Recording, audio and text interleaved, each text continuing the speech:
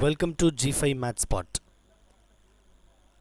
So in the video we will talk about the consistency of the system of linear equations by rank method.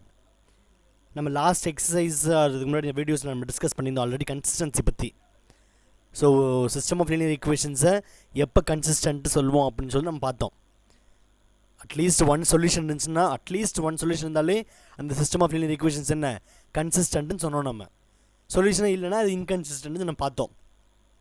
So இங்கே நம்ம we are going to use rank method use பண்ணி அந்த system of linear equations வந்து கன்சிஸ்டண்ட்டாக இன்கன்சிஸ்டண்ட்டான்னு சொல்ல போகிறோம். அப்படி கன்சிஸ்டண்ட்டாக இருந்துச்சுன்னா நமக்கு என்ன இருக்கும், சொல்யூஷன் இருக்கும், நம்ம சால்வ் பண்ண போகிறோம். அப்படி இன்கன்சிஸ்டண்ட்டாக இருந்துச்சுன்னா நோ சொல்யூஷன் சொல்லி we are going to finish. So அது கன்சிஸ்டண்ட்டாக இன்கன்சிஸ்டண்ட்டான்னு எப்படி சொல்கிறது அப்படின்றது பார்த்திங்கன்னா அதுதான் அந்த ரவுச்-கப்பெலி தியரம் நமக்கு ஹெல்ப் பண்ணுது. ஒரு சிஸ்டம் ஆஃப் லீனியர் ஈக்குவேஷன்ஸ் வந்து கன்சிஸ்டண்ட்டாக இன்கன்சிஸ்டண்ட்டான்னு சொல்கிறதுக்கு நமக்கு யார் ஹெல்ப் பண்ணுறா, இந்த ரவுச்-கப்பெலி தியரம் ஹெல்ப் பண்ணுறாங்க. ஸோ அந்த தியரம் என்ன சொல்லுதுன்னு பார்க்கலாம். இப்போ a system of linear equations, நமக்கு இந்த சிஸ்டம் ஆஃப் லீனியர் ஈக்குவேஷன்ஸ் என்னன்னு தெரியும், உங்களை ஆல்ரெடி டிஸ்கஸ் பண்ணிட்டோம். written in the matrix form as ax equal to b. ஒரு சிஸ்டம் ஆஃப் லீனியர் ஈக்குவேஷன்ஸ் கொடுத்தாங்கன்னா அது ax equal to bன்ற மேட்ரிக்ஸ் ஃபார்ம் கன்வெர்ட் பண்ணால் உங்களுக்கு தெரியும். ஸோ அந்த system of linear equations consistent if and only if எப்போ அப்படின்னு பார்த்தீங்கன்னா the rank of the coefficient matrix மேட்ரிக்ஸ்ன்றது என்னது, a. உங்களுக்கு தெரியும் the rank of the coefficient matrix, the rank of a is equal to the rank of the augmented matrix கண்டுபிடிக்கணும் அப்போ நம்ம a, b. So இது ரெண்டுத்தோட ரேங்க்கும், so you have to find out the rank. நம்ம row equivalent form use பண்ணி we have to find out rank. So row of a, b இருக்குது பார்த்தீங்களா, இந்த மேட்ரிக்ஸ் நமக்கு இருக்கும். ஸோ இதுக்கு தான் நம்ம என்ன பண்ண போகிறோம், we have to find out rank. Rank அப்படின்னா என்ன, what is the rank of the matrix? Yes, it is number of non-zero rows தான் என்னது, ரேங்க் ஆஃப் த மேட்ரிக்ஸ். நீங்கள் பார்க்கணும் இதில். இப்போ இதை மட்டும் பார்த்தீங்கன்னா இது நமக்கு a, இது மொத்தமாக சேர்ந்தா இது இந்த பக்கமும் சேர்ந்ததா என்ன நமக்கு a, b. அப்போ இதோடைய ரேங்க் நம்ம இந்த ஏவோட ரேங்க் பார்க்கணும், அதே போல் இந்த ஃபுல் மேட்ரிக்ஸோட ரேங்க்கும் பார்க்கணும். அந்த ரெண்டும் ஈக்குவலாக இருந்தால் மட்டும்தான் என்ன சொல்லலாம், நம்ம இந்த சிஸ்டம் இஸ் கன்சிஸ்டன்ட்னு சொல்லலாம். புரியுதா உங்களுக்கு?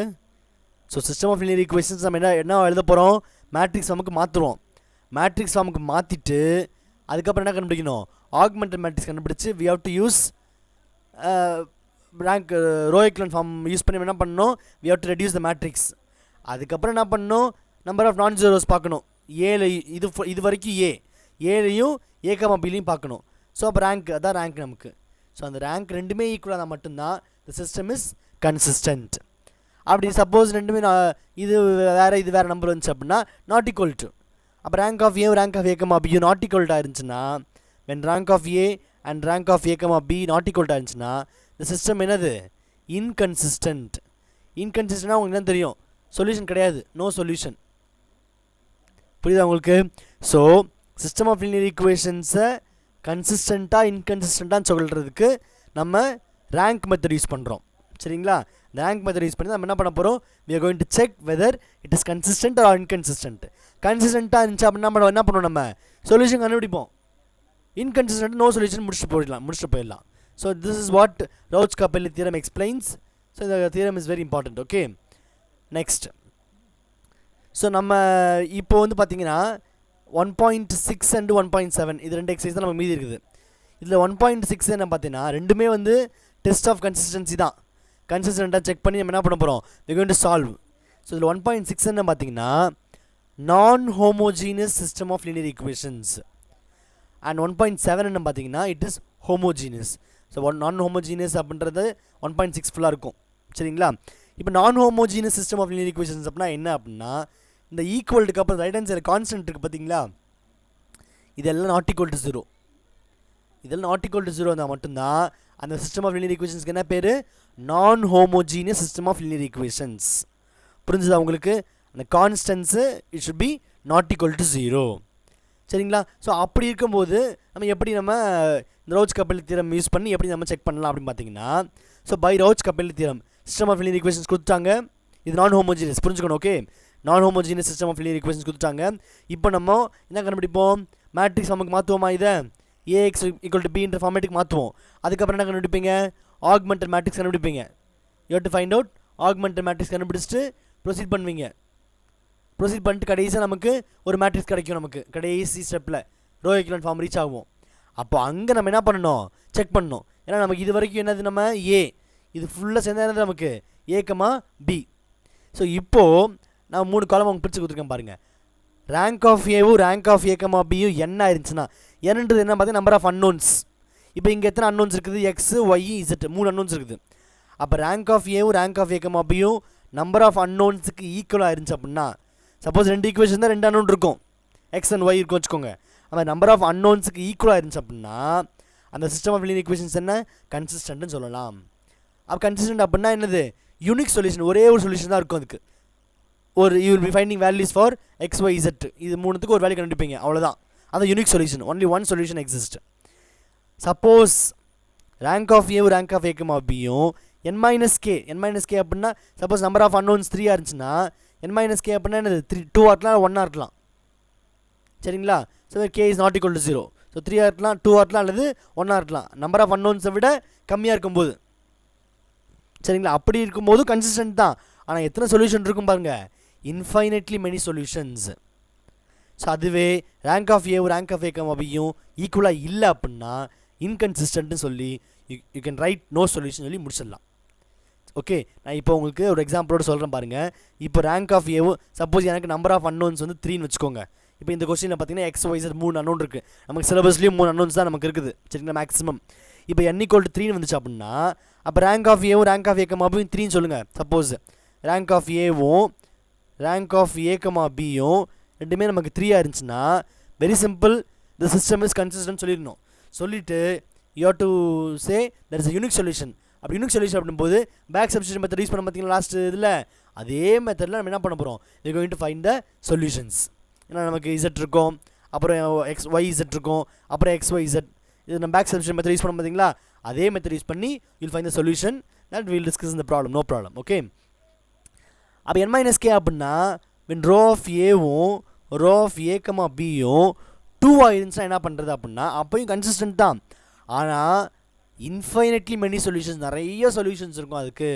எப்படி அப்படின்னு பார்த்தீங்கன்னா, ஸோ இது மாதிரி ரேங்க் ஆஃப் ஏவும் ரேங்க் ஆஃப் A, Bயும் 2ன்னு வரும்போது ஏதாவது ஒரு இதுக்கு நம்ம என்ன பண்ணணும்னா ஒரு நம்ம ஒரு கான்ஸ்டன்ட் ஃபிக்ஸ் பண்ணணும். சப்போஸ் Z நம்ம K ஆர் T நம்ம ஒரு என்ன பண்ணிக்கலாம், ஒரு பேராமீட்டர் நம்ம ஃபிக்ஸ் பண்ணிக்கலாம். சரிங்களா? Z = Kன்னு ஃபிக்ஸ் பண்ணி அப்போ என்ன பண்ணணும்? Xக்கும் Yக்கும் வேல்யூ கண்டுபிடிக்கணும். Z = Kன்றது ஃபிக்ஸ்டு. சரிங்களா? அண்ட் தென் இந்த Kன்றது எங்கேன்னா ரியல் நம்பர்ஸ்லேருந்து, K belongs to real numbers. இந்த Z = Kன்னு எடுத்துகிட்டு அதை தூக்கி என்ன பண்ணணும்? செகண்ட் ஈக்குவேஷன் சப்ஸ்டியூட் பண்ணால் Y கிடைக்கும். அதை ஃபஸ்ட் ஈக்குவேஷன் சப்ஸ்டியூட் பண்ணால் கிடைக்கும் உங்களுக்கு X கிடைக்கும். அப்போ ஆட்டோமேட்டிக்காக XYZ கிடச்சிரும். ஸோ இது எப்போது? வென் ரேங்க் ஆஃப் ஏவும் ரேங்க் ஆஃப் A, Bயும் 2ன்னு வரும்போது. அதுவே வென் ரேங்க் ஆஃப் ஏவும் ரேங்க் ஆஃப் A, Bயும் 1 வந்துச்சுன்னா என்ன பண்ணுறது அப்படின்னா இங்கே ஒரே ஒன்று தான் பிரச்சனை. இங்கே வந்து பார்த்தீங்கன்னா 1 வந்துச்சு அப்படின்னா Yக்கும் Z-க்குமே என்ன பண்ணணும்? நம்ம Yக்கு T எடுத்துக்கோங்க, Z-க்கு Sன்னு எடுத்துக்கோங்க. ஏதாவது ஒரு பேராமீட்டர் நம்ம ஃபிக்ஸ் பண்ணிக்கலாம். இதுக்கு S, இது T ஏதாவது தப்பு இல்லை ஒன்றும். சரிங்களா? நீங்கள் ஏதாவது ஒரு இந்த ஆல்ஃபபெட் எடுத்து குறிச்சிக்கோங்க. Yக்கு T, Z-க்கு Sன்னு எடுத்துகிட்டு இது ரெண்டுத்தையும் என்ன பண்ணணும்? அந்த ஃபஸ்ட் ஈக்குவேஷன் நமக்கு இருக்கும். இங்கே ஃபஸ்ட் ஈக்குவேஷன் அதில் சப்ஸ்டியூட் பண்ணால் நமக்கு என்ன கிடைக்கும்? X வேல்யூ கிடைக்கும். ஸோ இங்கே இந்த Tயும் Sயும் எங்கேருந்து எடுக்கிறோம்? Set of all real numbers. சரிங்களா? ஸோ இதான் நமக்கு நம்ம சிலபஸில் நம்ம இதான் பார்ப்போம். ரேங்க் ஆஃப் ஏவும் ரேங்க் ஆஃப் A, Bயும் 3ன்னு சொல்லிட்டாங்கன்னா consistent unique solution. Back substitution method use பண்ணி ஒரு ஈக்குவேஷனாக ஃப்ரேம் பண்ணி நம்ம வேல்யூ கண்டுபிடிப்போம். 2 ஆயிடுச்சுன்னா தேர்டு ரோவே இருக்காது நமக்கு, 2 ரோ தான் இருக்கும். அப்போ Z நமக்கு கிடையாது. அது என்ன பண்ணணும்? Z-க்கு என்ன பண்ணலாம்? நம்ம Kன்னு ஃபிக்ஸ் பண்ணிவிட்டு அதை தூக்கி second equation first equation substitute பண்ணால் உங்களுக்கு தான் கிடச்சிடும், உங்களுக்கு சொல்யூஷன் கிடைக்கும். சரிங்களா? அடுத்தது 1 வந்துச்சுன்னா rank of A, rank of A, Bயும் 2 ரோ இருக்காது, ஒரே ஒரு ரோ மட்டும் தான் இருக்கும். அப்போ நான் என்ன பண்ண போகிறேன்னா Z-க்கும் Yக்கும் என்ன பண்ண போகிறேன்? நான் ஒரு இது ஃபிக்ஸ் பண்ணி பேராமீட்டர் ஃபிக்ஸ் பண்ணி என்ன பண்ண போகிறோம்? அதை ஃபஸ்ட் ஈக்குவேஷன் சப்ஸ்டியூட் பண்ணால் I will get the solution. So இதான் வந்து என்ன பார்த்தீங்கன்னா நான் ஹோமோஜினஸ். இந்த ஈக்குவலுக்கு அந்த பக்கம் இருக்கிறதுல என்ன not equal to 0. Non homogeneous system of linear equation solve பண்ணுறதுக்கு this is the procedure. Okay, இதான் 1.6ல் நம்ம பார்ப்போம். ஓகே, அடுத்தது பார்த்தீங்கன்னா homogeneous system of linear equation. Homogeneous பார்த்தீங்கன்னா இங்கே என்ன ஈக்குவல் என்ன இருக்குது பார்த்தீங்களா? 0. ஸோ 0வா இருந்துச்சு அப்படின்னா அதுக்கு பேர் என்ன? Homogeneous system of linear equations. இப்போ இங்கேயும் அதே மாதிரி தான் நம்ம we have to find out solutions தான். ஸோ இப்போ இங்கே நம்ம அதே மாதிரி நம்ம வில் பி ஃபைண்டிங், ஏன்னா இங்கே ஆக்மெண்ட் மேட்ரிக்ஸ், இங்கே பி மேட்ரிக்ஸ் என்னது இங்கே 0 தான். சரிங்களா? அதான் நம்ம இங்கே பை ரவுச் கபில் தீரம் பார்த்தீங்கன்னா ரேங்க் ஆஃப் ஏவும் ரேங்க் ஆஃப் ஏ ஓ, சரிங்களா, ரெண்டுமே என்னது என்னது என்னது நம்பர் ஆஃப் அன்னோன்ஸ். அப்படி நம்பர் ஆஃப் அன்னோன்ஸ் ஈக்குவலாக இருந்துச்சுன்னா சிஸ்டம் என்னது? கன்சிஸ்டன்ட்டு. அண்ட் ட்ரிவியல் சொல்யூஷன் வெளிப்படையான சொல்யூஷன். கண்டிப்பாக எக்ஸ்ஒய்ஸோட வேல்யூ 0 வந்தால் மட்டும் தான் 0 ஆகும். புரியுதுங்க சொல்கிறது? எக்ஸ்ஒய்ஸோட வேல்யூ 0 ஆயிடுச்சு அப்படின்னா கண்டிப்பாக என்ன ஆயிரும்? It's trivial solution. சரிங்களா? அதான் rank of A is equal to rank of A O is equal to என்ன இருந்துச்சு அப்படின்னா, நம்பர் ஆஃப் அன்னோன்ஸ் ஈக்குவலாக இருந்துச்சு அப்படின்னா consistent and it is trivial solution. It is understood. வெளிப்படையான ஒரு சொல்யூஷன் தான் இது. எக்ஸுக்கும் ஒய்க்கும் இசட்டுக்கும் என்ன தான் ஆன்சரு? 0. கண்டுபிடி நம்ம போட்டுடலாம். எப்போ? when ரேங்க் ஆஃப் ஏவும் ரேங்க் ஆஃப் ஏ ஓவும் நம்பர் ஆஃப் அன்னோன்ஸ்க்கு ஈக்குவலாக இருந்துச்சு அப்படின்னா. லெஸ் தென் ஆயிருந்துச்சு அப்படின்னா அதே மாதிரி நம்ம ப்ரீவியஸ் இதில் பார்த்தோம் பார்த்தீங்களா, அதே மாதிரி நம்ம என்ன பண்ணணும்? பேராமீட்டர் இசட்டுக்கு வேல்யூ ஃபிக்ஸ் பண்ணி என்ன பண்ண போகிறோம்? ஆர் ஒய்க்கும் இசட்டுக்கு வேல்யூ ஃபிக்ஸ் பண்ணி it finding the values of other. இப்போ இசட்டுக்கு வேல்யூ ஃபிக்ஸ் பண்ணால் எக்ஸ் ஒய் கிடச்சிடலாம், ஒய்க்கு இசட் வேல்யூ ஃபிக்ஸ் பண்ணால் எக்ஸ் கண்டுபிடிச்சிடலாம், ஒரு சொல்யூஷன் கிடச்சிடும். That will be non trivial solutions. இந்த ஹோமோஜீனியஸ் சிஸ்டம் பொறுத்த வரைக்கும் இன்கன்சிஸ்டன்ட்ன்றதுக்கு வேலை இல்லை. ஏன்னா இன்கன்சிஸ்டன்ட் எப்போ வரும்? when ரேங்க் ஆஃப் ஏவும் ரேங்க் ஆஃப் ஏ பியும் நாட் ஈக்குவலாக இருக்கும்போது தான். ஸோ இங்கே நமக்கு இந்த பின்றது என்னது? ஆக்சுவலி இங்கே ஓ தான் ஆக்சுவலி. ஸோ அது என்னது? நமக்கு ஃபுல்லாக 0. அதனால் நமக்கு இங்கே பிரச்சனையே கிடையாது. அதனால் இங்கே இன்கன்சிஸ்டன்ட் வேலையே கிடையாது. சரிங்களா? So this will be the procedure for ஹோமோஜி. ரெண்டுமே சேம் ப்ரொசீஜர் தான். இங்கே நம்ம இந்த ட்ரிவியல் சொல்யூஷன் நான் ட்ரிவியல் சொல்யூஷன்ற வார்த்தை யூஸ் பண்ணுறோம், அவ்வளோதான். ஒன்றும் புது இதெல்லாம் கிடையாது. ட்ரிவியல் அப்படின்னா வெளிப்படையான ஒரு சொல்யூஷன் தான். X equal to 0, y equal to 0, z equal to 0 டேரெக்டாக போட்டுடலாம். மூணுமே ஏன்னா நமக்கு என்ன இருக்கும்? நான் சப்போஸ் n ஈக்குவல் டு 3 வச்சுக்கோங்க வச்சிங்கன்னா நம்ம இந்த பக்கம் ஃபுல்லாக 0 இருக்கும். ஸோ இங்கே நமக்கு இங்கே ஒரு இருக்கும், இங்கே ஒய் இசட், இங்கே எக்ஸ் ஒய் இசட். இப்போ இசட் ஈக்குவல் டு 0 அப்படின்னா இங்கே இசட் 0 போட்டோம்னா ஒய்யோட வேல்யூ 0 தான் இருக்கும். ஒய்க்கு இசட் 0 போட்டால் கண்டிப்பாக எக்ஸ் வேல்யூ தான் இருக்கும். That's why it's called trivial solution. புரியுதா உங்களுக்கு? So hope you understood non homogeneous system of linear equations and homogeneous system of linear equations. ரெண்டுத்தையும் நல்லா மறுபடியும் கோத்ரூ பண்ணி பாருங்கள். ஸோ அண்டர்ஸ்டாண்ட் பண்ணிவிட்டு then we will enter into the exercise. Thank you. God bless.